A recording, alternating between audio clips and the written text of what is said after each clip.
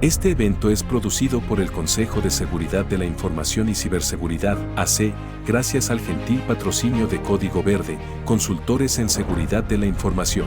Bienvenidos a la conferencia AppSec.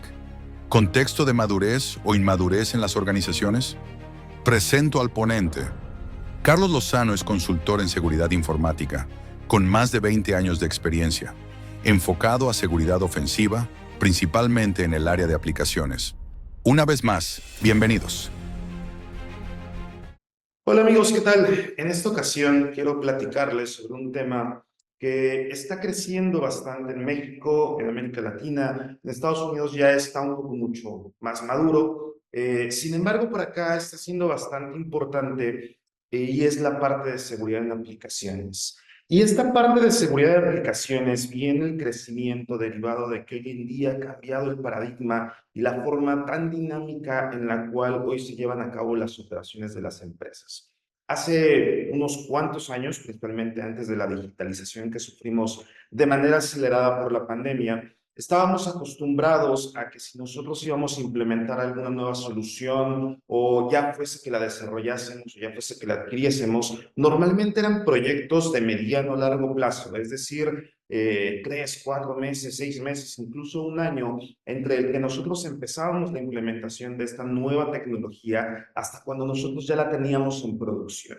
Entonces, ¿qué pasaba con esto? Bueno, nos daba tiempo suficiente a que nosotros pudiésemos empezar a evaluar cuáles eran los controles de seguridad de esta nueva aplicación, si había que implementar algún tipo de remediación, algún tipo de control compensatorio, etcétera, etcétera. Sin embargo, hoy en día estas cosas han sido demasiado rápidas y como ejemplo puedo poner a la industria fintech.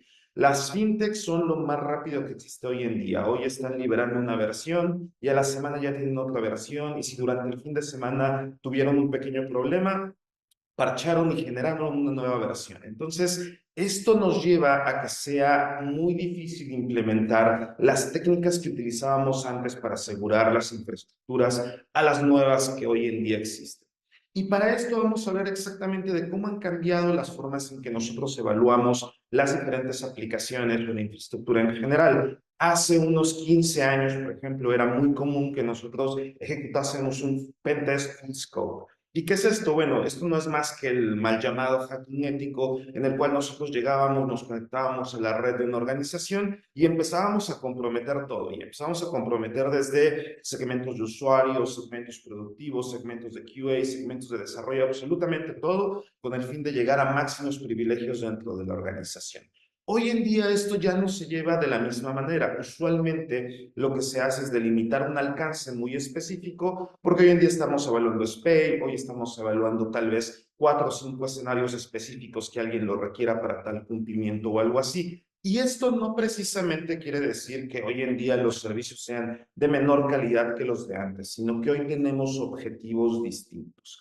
Sin embargo, a pesar de la evolución de estos diferentes servicios de evaluación, no podemos adaptarnos tan rápidamente al dinamismo de la forma en la que se desarrollan las infraestructuras. ¿Por qué? Bueno, porque simplemente si yo hago un pentest, lo cual es un assessment manual, pues tal vez me tarde 2, 3, 4 semanas en entregar los resultados. Y si estamos hablando que una empresa hoy en día desarrolla en 1, 2 semanas, pues tal vez cuando yo le entregue sus resultados ya voy a estar 3 semanas atrás, retrasado, con 3 versiones diferentes. Y cuando yo entregue resultados pueden pasar diferentes escenarios. El escenario más simple es que de repente yo tenga una vulnerabilidad, que sea un hotfix, y que podamos remediarla de manera muy sencilla. Pero podemos encontrarlos con otro tipo de escenarios, como pueden ser que esa remediación ya haya sido solventada, simplemente porque en las siguientes versiones ya no se encuentra y entonces yo ya no puedo garantizar que realmente los resultados que yo estoy proveyendo sean los del estado actual de seguridad de la aplicación. O peor aún, puede que encuentre una vulnerabilidad que tenga que ir demasiado atrás, tan atrás que implique demasiados costos, retrabajo, recursos y que realmente no esté funcionando para esta nueva dinámica en la que funcionan las aplicaciones. Y bueno, hubo alguien que dijo que si ya tenemos la magia de diferentes herramientas que hoy funcionan de manera automatizada y también tenemos la parte de DevOps, que sabemos que es como una mezcla, dicho de forma burda, entre desarrollo y administración de sistemas, pues le pegamos la parte de seguridad y wow, en este momento ya tenemos DevSecOps. Pero eso no es exactamente lo que se refiere en seguridad en aplicaciones. ¿Por qué? Porque si bien toda esta automatización, toda esta magia es importante para generar resultados, primero debemos ir un poco más allá a qué es lo que nosotros queremos lograr. Y para ello voy a dar un pequeño ejemplo. Este es un ejemplo de un cliente que un día me buscó y me dijo, oye, queremos implementar una estrategia de DevSecOps. Necesitamos todos estos requerimientos, estos números de usuarios, licenciamientos, proyectos, líneas de código, tecnologías y demás. Yo fui con diferentes fabricantes, les elaboré una propuesta, pasó el tiempo y cuando fui a pedir retroalimentación lo que me dijo es, tenemos un problema y es prácticamente el presupuesto de todas las cotizaciones que nosotros pedimos es el presupuesto anual total del área de TI. Entonces es completamente imposible que nosotros logremos echar a andar esta solución. Sin embargo, es completamente necesario. Yo dije, ok, pero ¿cuál es el propósito? Porque tú no te despiertas un día y dices, oye, yo quiero implementar DevOps, SecDevOps en mi organización. Entonces, ¿cuál es el propósito? Bueno, el propósito en específico de esta empresa, que era una empresa fintech, es que ellos decían, yo lo que quiero es conectarme a un tercero para hacer procesamiento de pagos. Y ese tercero lo que me pide es que yo esté certificado en PCI antes de conectarme a él, si no, no me da acceso. Entonces yo fui, investigué y me di cuenta que estas herramientas están certificadas en PCI. Entonces en automático yo estoy certificado en PCI. Y le digo, no, estás en un error. Dice, ¿cómo que estás en un error? Le digo, mira, el hecho de que esas herramientas en efecto estén certificadas por el consorcio no quiere decir que en automático tú vayas a estar certificado en PCI. Esto es muy común, incluso pasa sobre todo en proveedores de nube y demás que de repente pueden generar reportes orientados a ese PCI y en automático piensan que su infraestructura está certificada en PCI. Esto no es cierto. Y le digo, uno de los problemas es de que realmente aquí lo que tenemos que hacer es implementar diferentes procesos. PCI en específico es implementar políticas, procesos, procedimientos, documentarlos y después de eso aplicar esos controles de seguridad en donde sí vamos a tener tecnología. Y me dice, oye, entonces me estás metiendo en un problema más grave.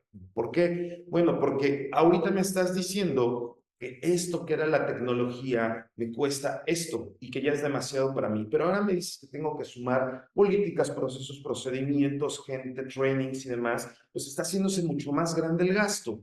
Y hay que tener muy en cuenta esto. La realidad es que a pesar de lo que nos dicen los reportes de los vendors, en donde dicen que ciberseguridad es un área que está en constante crecimiento, sí, sí está en constante crecimiento, pero no es lo mismo que, por ejemplo, inteligencia artificial. En inteligencia artificial, las empresas lo que hacen es invertir en inteligencia artificial, aumentar su CAPEX, porque lo que ellos están esperando es obtener realmente una remuneración económica por esas inversiones. Sin embargo, en seguridad informática no pasa así. En seguridad informática lo que se hace es invertir para evitar que suceda algo, pero si nunca sucede ese algo, realmente no hay un retorno tangible de inversión. Entonces, hay que verlo de esta manera y por eso es por lo que tenemos que elaborar diferentes planes y soluciones en las organizaciones, porque justificar esas inversiones es muy complicado, los van a seguir viendo como gastos. Entonces, algo en la que yo en este caso le decía es, ¿cuál es tu objetivo? Ok,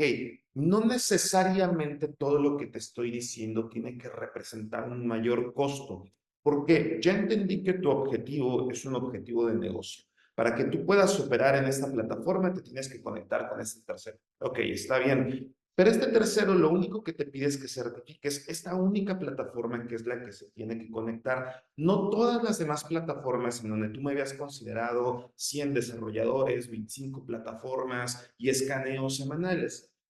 ¿Qué es esta plataforma? Ah, es una plataforma legacy que yo cada 3 meses tengo que mandar mis evidencias. Ok, perfecto. Entonces, si tú cada 3 meses estás liberando, incluso te puedo hacer el assessment de manera manual. En un comienzo te sale mucho más económico y lo importante es empezar a documentar cuál es el proceso que tú estás llevando a cabo para asegurar precisamente esa aplicación en tus demás aplicaciones. Y si bien, por ejemplo, en el caso de PCI es un estándar regulatorio bastante restrictivo que no te permiten las desviaciones poner algunos planes de remediación, como hizo 27001, que sí te lo permite, aún así internamente, si tú sí puedes ir creando tus diferentes planes por fases de cómo vas a ir integrando todo y conforme vaya viendo crecimiento dentro de la organización, tú puedes ir costeando todas esas inversiones para que no sea un desembolso inmediatamente. Y esto es simplemente bastante coherente.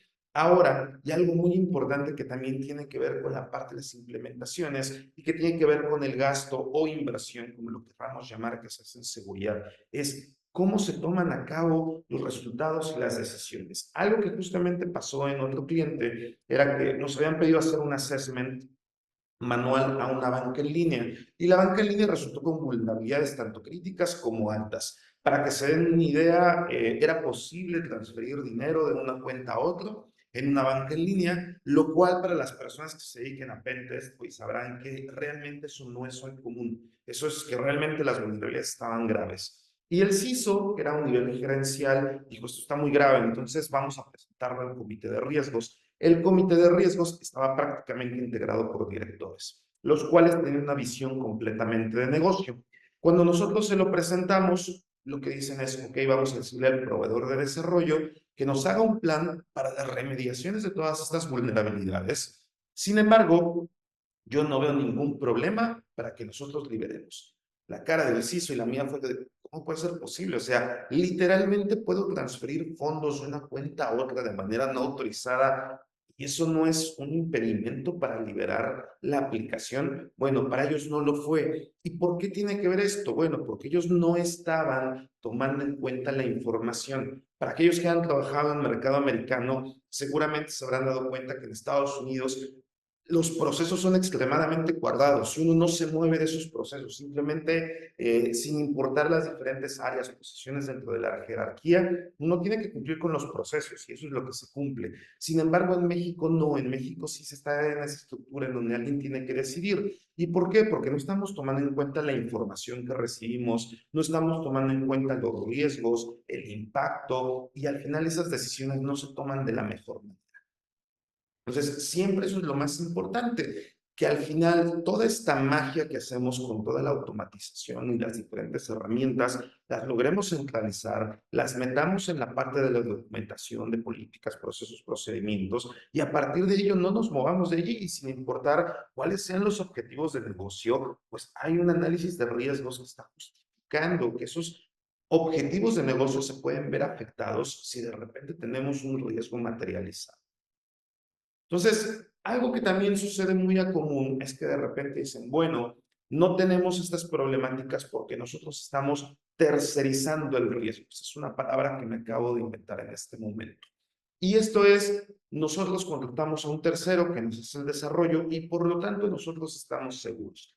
No necesariamente, realmente lo que estás haciendo es transferir el riesgo a un tercero, pero tú también te tienes que preocupar de cómo ese tercero está cumpliendo tus expectativas. Desde cosas tan simples de, oye, contractualmente yo te voy a poner unos requerimientos de la calidad y seguridad del producto que tengo que recibir. ¿Cómo es que yo lo voy a verificar? Lo voy a verificar mediante un assessment que yo te voy a hacer o lo voy a verificar mediante evidencias que tú me vas a dar de que realmente estás implementando los diferentes procesos que seguramente tú ya me describiste. Porque al final yo también tengo que documentarlos y explicarlos. En este caso, por ejemplo, si hablábamos de PCI, pues el auditor me va a pedir cómo es que yo me estoy asegurando que realmente mi producto está cumpliendo con todos los diferentes controles de seguridad que se piden. Y esto es importantísimo porque en muchas ocasiones hay muchas empresas incluso que se dedican específicamente a desarrollar aplicaciones para el sector financiero que cuentan con muchos problemas de seguridad.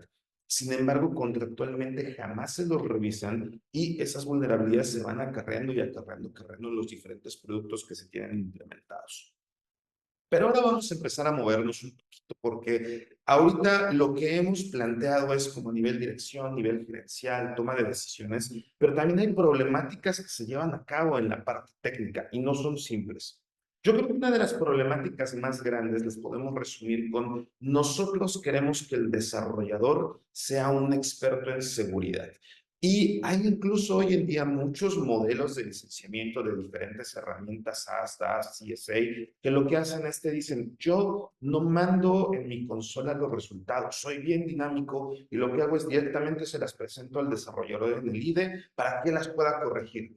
Y ustedes cuando ven al desarrollador lo ven sufrir. ¿Por qué? Porque normalmente los reportes que te entregan las herramientas es nombre de la vulnerabilidad, una descripción de un párrafo, el código en donde fue detectada la vulnerabilidad. Si salen más de 100 instancias, tal vez las recortan y nada más te presentan las primeras 100 y una referencia a OWASP para poder remediar. Ahora, y esto lo voy a poner como un ejemplo. Unas vulnerabilidades que son extremadamente comunes de encontrar. SQL injection, cross-site scripting y validación de entradas. Tenemos una aplicación que tiene un campo y ese campo se ve afectado por estas tres vulnerabilidades. Si lo vemos desde el punto de vista de la automatización y las herramientas, eso significa que al desarrollador le van a generar 3 tickets, uno por cada vulnerabilidad. Sin embargo, alguien con espectro de seguridad inmediatamente dice, oye, pero es que es la misma vulnerabilidad. SQL Injection y Cross-Site Scripting son vulnerabilidades que recaen dentro de validación de entradas. Y si yo me pongo a pensar en cómo remediarlas, pues sí, tal vez en SQL Injection tengo que validar comillas y en Cross-Site Scripting tengo que validar pico paréntesis. Y en validación de entradas voy a tener un char set mucho más grande de los caracteres especiales que tengo que validar, pero al final en todos tuve que validar exactamente lo mismo. Si yo remedio una, remedio las demás. Pero no solo eso, las aplicaciones no tienen un campo, las aplicaciones pueden tener formas que tal vez tienen 30 campos y esos 30 campos van a ser 3 instancias por cada campo, entonces ya tenemos mucha más número de vulnerabilidades. Y en realidad sigue siendo una vulnerabilidad con muchas instancias. Pero alguien que tenga ese espectro de seguridad llega y dice, oye, el framework que tú estás utilizando tiene un método que ya utiliza de manera segura la validación de entradas y lo único que tienes que es utilizar ese método mediante un refactory en todo tu código para que todos los campos queden automáticamente validados.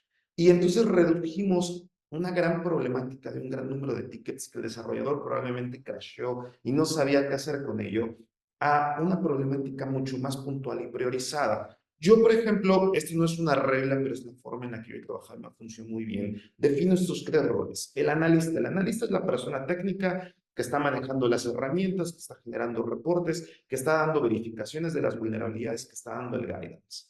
Y es la persona más técnica y que tiene contacto directo con los desarrolladores. Pero también está el Security Champion que trabaja muy de la mano de los desarrolladores. Yo lo veo como un Project Manager de seguridad, pero técnico, y él es justamente quien va priorizando eso, se encarga de cumplir que los desarrolladores vayan cumpliendo con los objetivos de seguridad, priorizando esas remediaciones, agrupándolas, siendo muy puntual en qué sí te afecta, en cómo te afecta, en si en el pasado hay alguna vulnerabilidad que ya nosotros marcamos como falso positivo o una aceptación de riesgo o sabemos cómo manejarla de diferente manera con un control compensatorio o algo así, él es el que se va a encargar de eso.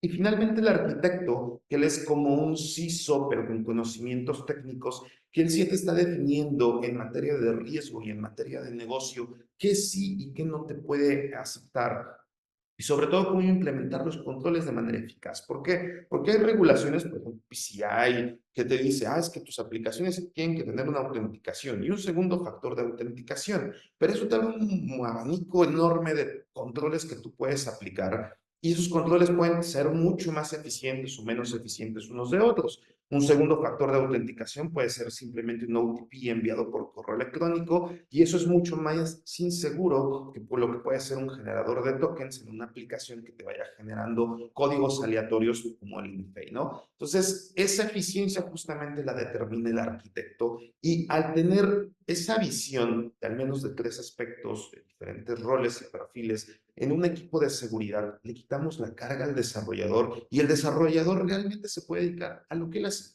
desarrollar bien. Obviamente va a tener conciencia, training y demás relacionado a seguridad, pero al final él sigue siendo desarrollador y ese es su enfoque y no se lo debemos de quitar. Ahora, simplemente para resumir, algunos errores comunes, ya lo vimos, la definición de roles. Se resume completamente en eso. El desarrollador es desarrollador y desarrolla, no es de seguridad. Tenemos que ponerle gente especializada en seguridad que se encargue de esos problemas. El empoderamiento de los actores, justamente tomar realmente las decisiones basadas en información y no simplemente tomarlas basadas en la jerarquía, y que las personas, sin importar si el responsable está en esta posición dentro de la estructura jerárquica, sea capaz, basado en obviamente las políticas, procesos y procedimientos, de decir no autorizo, sí autorizo, o si llego a aceptar una excepción con una carta de aceptación de riesgo, me lo tienes que documentar para que quede perfectamente documentado cuál va a ser el impacto en caso de que ese riesgo se materialice. La visibilidad del retorno de inversión, ese es buenísimo, y lo voy a resumir con mi último ejemplo. En alguna ocasión a mí me tocó hacer una migración de una plataforma de Vulnerability Management a otra. Desde el inicio, la justificación del por qué estábamos migrando estaba mal. La justificación era: compraron a la marca y entonces yo ya no quiero trabajar con el nuevo fabricante. Lo cambiamos completamente.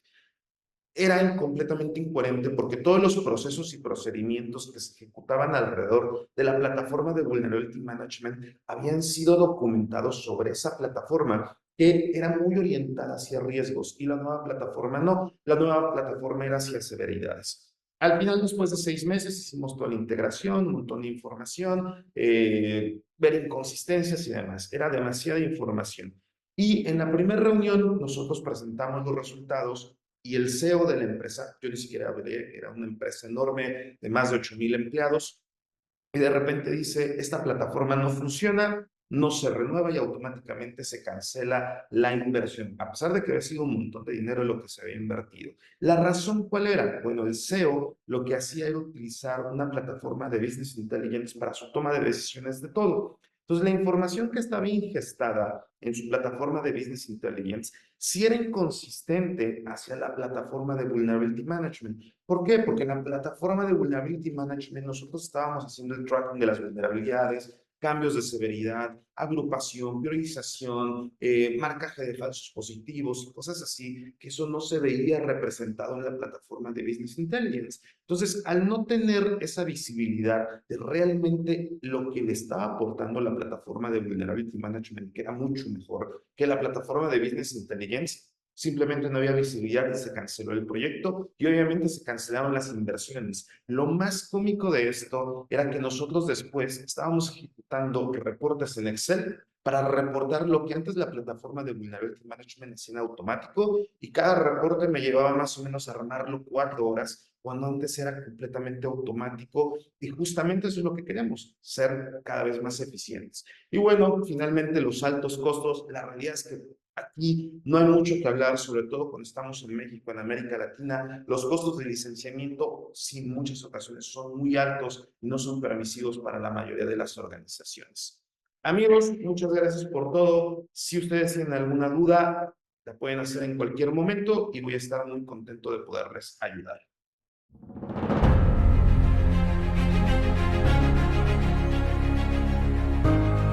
Hola Carlos, muchas gracias. Agradecemos mucho tu presentación sobre AppSec, contexto de madurez o inmadurez en las organizaciones. Estamos iniciando la sesión de respuestas. Para los asistentes, les recuerdo que pueden estar poniendo sus comentarios o preguntas en la sección del chat, y de ahí las vamos a estar atendiendo. Muchas gracias nuevamente, Carlos, e iniciamos. Para dar, antes de leer algunas de las preguntas que ya tenemos en el chat que ha hecho el público, me gustaría iniciar con una mía que tenía aquí preparada.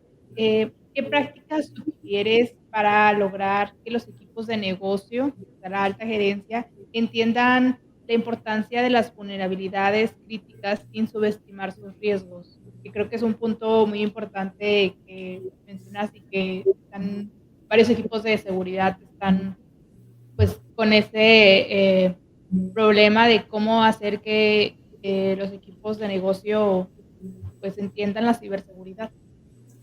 Oh, muchas gracias, Andrea. Esta pregunta creo que puede ir en dos enfoques. Si lo vemos desde un punto de vista meramente formal y de negocio, creo que la manera más útil es el análisis de riesgos. En el análisis de riesgos, lo que vamos a hacer es establecer cuál es el riesgo por cada una de las vulnerabilidades, por las desviaciones que nosotros tengamos en nuestros diferentes controles, y a partir de eso generar indicadores que le digamos a la alta dirección. mira, si nosotros tenemos este riesgo y se nos materializa, no sé, algo que nos deje fuera de línea durante 5 horas, y esas 5 horas no podemos operar, en esas 5 horas que no operaste vas a perder tanto dinero. Y ahora, muy importante, no solamente es hacer visible este riesgo, sino también que la propia dirección determine si es realmente viable realizar una inversión, un gasto, lo que sea, en remediar ese riesgo cuando realmente tal vez el impacto no es tan grave. Esa es como la manera formal. La manera yo creo que indirecta puede ser en la parte del security awareness. Cuando nosotros hacemos security awareness, normalmente lo hacemos por cumplimiento, y cuando hacemos ese cumplimiento vemos security awareness que son tipo de, mira, que recursos humanos constantemente mande unas campañas en donde diga que no compartas tu contraseña, o hacemos security awareness en donde colocamos pósters y ya con eso creemos que estamos cumpliendo. Eso pocas veces, en mi opinión, funciona porque lo que estamos haciendo es que el usuario lo vea como algo lejano. Es algo, va a pasar, nos van a hackear, los hackers están allá en China, en Norcorea, en Estados Unidos, pero no están aquí en donde yo estoy trabajando y no está afectando lo que yo estoy haciendo. Ya casi no se realiza, y sobre todo tiene que ver por el tamaño de las organizaciones, a veces es complicado, pero yo sí muchas veces recomiendo de que ya te hicieron tal vez tu auditoría de controles, ya te hicieron un pentest, ya te revisaron tu aplicación, haz un security awareness en donde puedas tomarlo más como tipo lecciones aprendidas y toma exactamente los resultados que tú obtuviste de esos ejercicios para ejemplificar tu problemática. Entonces, es muy diferente que le digas a un desarrollador, oye, léete el OWASP Testing Guide y verifica que tú cuando estés desarrollando tienes que cumplir con estas normas. A decirle, oye, nos acaban de hacer una prueba de penetración. Dentro de la prueba de penetración afectaron tu aplicación, extrajeron información, la comprometieron en lo que sea. Y ahora en el Security Awareness lo que vamos a hacer es, vamos a mostrar la vulnerabilidad, vamos a mostrar cómo es que llegamos a ella, cómo la explotamos y cómo es que la puedes remediar frente a los desarrolladores. Entonces, en ese momento el desarrollador dice, oye, ese problema que yo veía lejano es un problema que tengo aquí. Y tal vez si nos vemos un poquito más agresivos, decirle, al final, esos activos de información son tu responsabilidad. Creo que eso es también muy importante y a veces no se entiende que nosotros como empleados en una empresa tenemos responsabilidades sobre los activos de información que nosotros manejamos. En México ya empieza a haber también algunas ocasiones en las cuales ya derivan acciones legales contra las personas que de repente cometieron omisiones, perdón. Pero, por ejemplo, en Estados Unidos, después de que vimos el hackeo de los casinos, me parece como por septiembre del año pasado, esto se hizo muy evidente. O sea, hoy en día el CISO que estaba en SolarWinds, el CISO que estaba en MGM, ellos ya están en procesos legales, los cuales les pueden incluso quitar la libertad porque hicieron omisiones a las diferentes cosas que ellos establecieron, y eso permea hacia todos los empleados. Entonces, lo importante es que también como empleado sepas yo soy responsable de estas actividades, de estos controles, de llevar a cabo estas actividades como parte de mi proceso, y con eso lo bajamos tanto a un nivel, digamos, operativo, como la parte de dirección, que ellos se van a ir a tomar decisiones normalmente basadas en riesgos, en costos, en impactos y beneficios. Te agradezco tu respuesta, Carlos. Tenemos aquí ya algunas preguntas por parte del público. Me gustaría compartírtelas. La primera sería de Alberto Castro. Él pregunta, ¿qué métricas específicas recomiendas para que una organización evalúe su madurez en AppSec? Aquí hay que verlo en dos aspectos. Por una parte, tenemos la parte del riesgo, es decir, los resultados que nosotros tenemos de todas nuestras diferentes herramientas automatizadas, assessments manuales y demás, nos generan un resultado que normalmente ese resultado puede variar. Alguna herramienta utilizará, por ejemplo, un CVE, alguna herramienta un CVCS. Si estamos hablando de un pentest, tal vez sea algo un poco más tipo probabilidad versus impacto y demás. Y al final, la persona que normalmente está responsable, ya sea como arquitecto de seguridad, como CISO, lo que tiene que hacer es traducir esos valores hacia un riesgo real que se aplique a la organización. Entonces, una de las principales métricas, que si lo vemos más como a nivel dirección, va a ser, ok, yo lo que tengo que hacer es verificar que mi riesgo realmente a lo largo del tiempo se vaya reduciendo. Y eso puede ser un tanto intangible directamente. Ya cuando hablamos de métricas día a día, yo creo que sí es fundamental el utilizar una plataforma de Vulnerability Management que sea centralizada. Y cuando hablo de plataforma, igual y no estamos hablando de un software o de una solución, incluso podría ser el archivo de Excel que mencioné en la plática, pero que sí lo centralicemos en un lugar en donde podamos ver los resultados de absolutamente todos los diferentes ejercicios que hacemos. Eso normalizarlo, que eso es algo complicado, es decir, vamos a estandarizar los resultados de las diferentes herramientas para tener algo en común. Si nos vamos a basar en CBCS, ok, en CBCS todo. Si nos vamos a basar en probabilidad versus impacto, que es mucho más complicado, no se lo recomiendo, podemos hacerlo, pero tenerlo en un lugar centralizado. ¿Por qué? Porque algo que nos dicen todos los fabricantes es, mira, mi herramienta de análisis estático, puedes llevar el seguimiento dentro de tu propio dashboard y ahí puedes ver la severidad del impacto, puedes ver referencias y demás. Eso está bien. El problema es que esos resultados no son los únicos que manejo, tengo que manejar otros.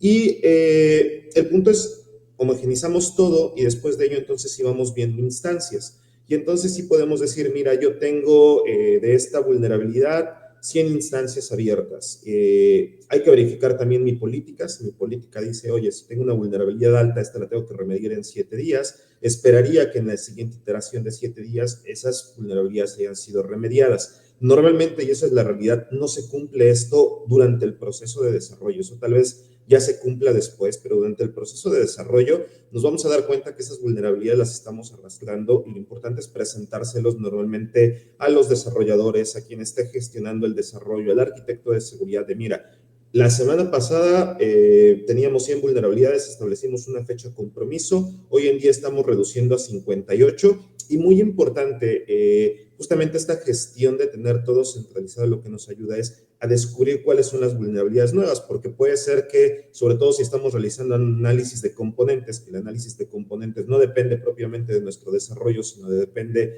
de terceras partes que nosotros estamos utilizando con librerías, frameworks y demás, pues tal vez el día de ayer, justamente cuando yo ya decía de 100 vulnerabilidades pasé a 50, el día de ayer le encontraron una vulnerabilidad pública a un componente que yo reuso 100 veces y resulta que el lunes yo ya tengo 150 vulnerabilidades nuevas. Entonces es muy importante también marcar cuándo fue descubierta esa vulnerabilidad, cuándo fue remediada, con el fin de decir, ok, sí, hoy ves un aumento de vulnerabilidades, pero también tengo estas vulnerabilidades recientemente fueron descubiertas. Entonces, como para resumir, yo marcaría severidad de las vulnerabilidades, alta, media, baja, crítica, como ustedes lo quieran manejar y como lo quieran establecer en su política de desarrollo seguro.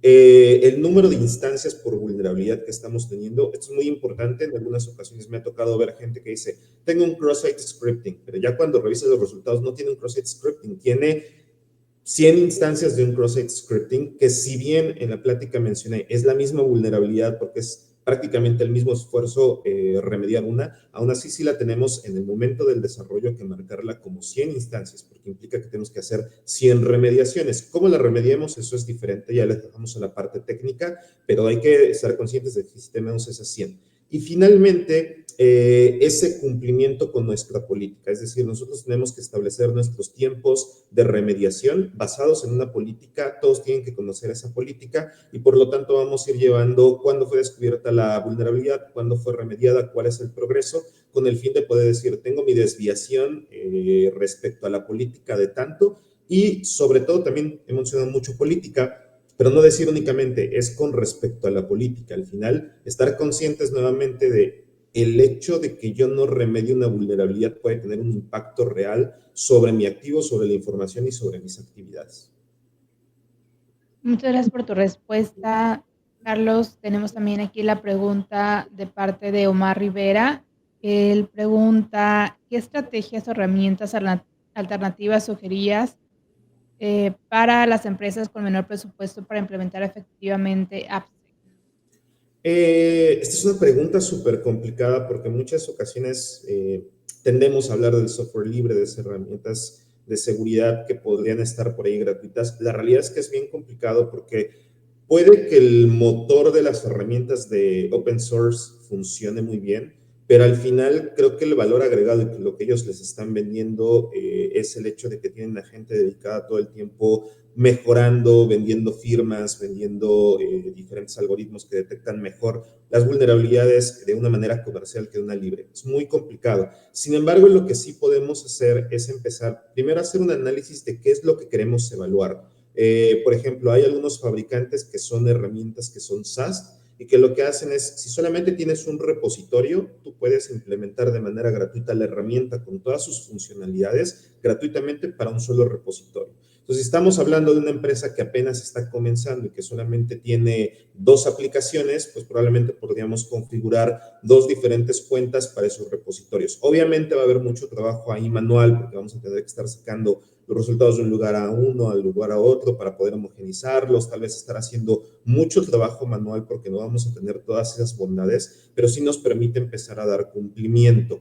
Hay mucho trabajo que, por ejemplo, algunas ocasiones dicen, oye, es que una prueba de penetración es muy cara. Ok, esa prueba de penetración puede ser muy costosa, pero realmente, que lo mencionamos en la plática, ¿realmente tú lo requieres? O sea, ¿realmente hay una regulación, una normativa que te está exigiendo que tú anualmente estés haciendo esa prueba de penetración? No, yo quiero hacerlo porque pues me siento que necesito determinar la seguridad de mis aplicaciones. Ok, entonces internamente tal vez tu área de QA podría empezar a hacer algunos checks de seguridad, como correr, por ejemplo, un checklist de pruebas para verificar tal vez el top 10 de OWASP o algo así, y con eso vas aumentando el nivel de madurez. Pero obviamente, y esto es muy importante, no se vaya a malentender como, ok, voy a omitir toda la parte de seguridad aplicativa que es muy costosa para hacer simplemente checks muy sencillos. Esto tiene que ir orientado a cuáles son tus requerimientos, tanto de negocio como de cumplimiento y tu estado de madurez. Por ejemplo, lo podemos hablar sobre PCI, que yo creo que este es muy importante. PCI tiene diferentes niveles de certificación y hay un nivel de certificación que es el más bajo, en el cual prácticamente es un auto-assessment. Y muchos clientes de repente cuando uno llega y les dice, oye, es que tu nivel de madurez es un auto-assessment, dicen, perfecto, entonces yo ahorita lleno mi matriz y automáticamente digo, ya soy PCI. Digo, no, o sea, tú puedes hacer eso, incluso si te puedes conseguir un QSA que diga, ¿sabes qué? Yo te lo firmo para que tenga mayor validez, aunque realmente el estándar no lo pide, pero yo te lo firmo, ya tienes madurez y puedes presumir que eres PCI. Sí, puedes tener un documento, pero al final realmente puedes tener un riesgo enorme que el día de mañana te traiga incluso algún tipo de consecuencia hasta legal por el hecho de que no hayas hecho correctamente ese análisis para determinar que realmente eso era lo que tú tenías que cumplir. Entonces, es parte de un análisis. Si hay opciones, yo les recomiendo checar con todos los fabricantes. Seguramente tienen algún tipo de versión ahí, tal vez gratuita. Les recomiendo no irse por las versiones libres, lamentablemente, pero pueden implementar algunas opciones y trabajar un poco manual para solventar el costo. Muchas gracias, Carlos, por tu respuesta a la pregunta de Omar. Estamos ya por cerrar este espacio de preguntas y respuestas, entonces me gustaría ya para finalizar preguntarte sobre alguna reflexión o cierre de esta conferencia. Perdón, no te entendí muy bien. Que te comentaba que estamos por terminar esta sesión de preguntas y respuestas y me gustaría ya para finalizar este espacio preguntarte o que nos comentaras tus reflexiones finales sobre la ponencia. Creo que mi reflexión final, o al menos dependiendo del público que nos esté viendo, si son personas que están del lado de tal vez del cliente, de quien está requiriendo estos servicios, o de las personas que los están ofreciendo porque son profesionales en seguridad, creo que en México estamos viendo ese cambio y ese cambio es muy reciente. Yo más o menos tengo unos 15 años de experiencia. Yo recuerdo que más o menos yo creo que hice mi primer assessment manual hacia una aplicación como hace 14 años y era las bancas en línea. Fue el boom de todos están sacando su banca en línea y por lo tanto hay que empezar a revisar esas bancas en línea que no sean vulnerables, sobre todo por el tema de cuidar la custodia del dinero que se estaba moviendo en esas bancas en línea. Hoy en día, por la parte de regulaciones, también por la parte de madurez de las organizaciones y demás, estamos empezando a ver que cada vez se requieren más de ese tipo de servicios y ya se requieren de una manera mucho más madura. Ya no es simplemente, la empresa que me hace el pentest automáticamente me va a poder hacer la parte de aplicaciones. Sí y no, probablemente sí tengan la misma idea porque al final se aplican las mismas técnicas, se aplican los mismos conocimientos, pero llevar toda la parte de seguridad en aplicaciones sí implica llevar una estrategia específica para aplicaciones, empezar a planear desarrollo, involucrar a la gente, no dejar simplemente todo hacia assessments finales.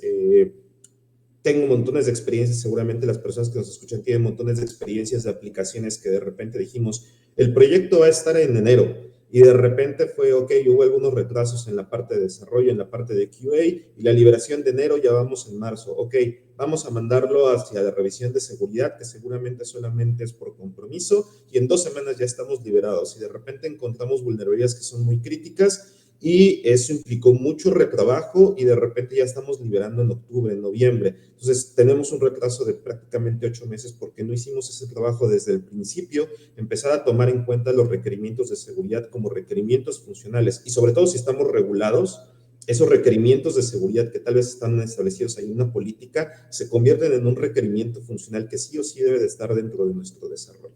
Entonces, creo que estamos viendo en este momento, desde el 2023, ahorita 2024, ya empezar ese boom en la parte de seguridad de aplicaciones. Seguramente en 2025 lo vamos a ver más fuerte. De hecho, algunos fabricantes con los que yo he platicado, de repente que me presentan sus soluciones, me dicen, en mercado latinoamericano nosotros ahorita vendemos SaaS, TAS, CSA, esas son las herramientas que vendemos, pero en el mercado europeo y americano ya estamos empezando a vender soluciones de threat modeling, soluciones, por ejemplo, de integración para que los resultados que nosotros encontramos en este tipo de assessments automáticamente se vayan hacia la parte de los SOCs y los SOCs puedan empezar a detectar este tipo de incidentes. Y dicen, eso todavía no se vende en México. En México lo estamos empezando a promover, pero realmente no tenemos un cliente que lo haya firmado. Yo creo que 2025 va a ser esa integración en donde vamos a tener toda la parte de AppSec, que hoy en día son puros servicios de evaluación y de análisis, los vamos a tener ya integrados con la parte operativa de la seguridad, que son principalmente los SOCs.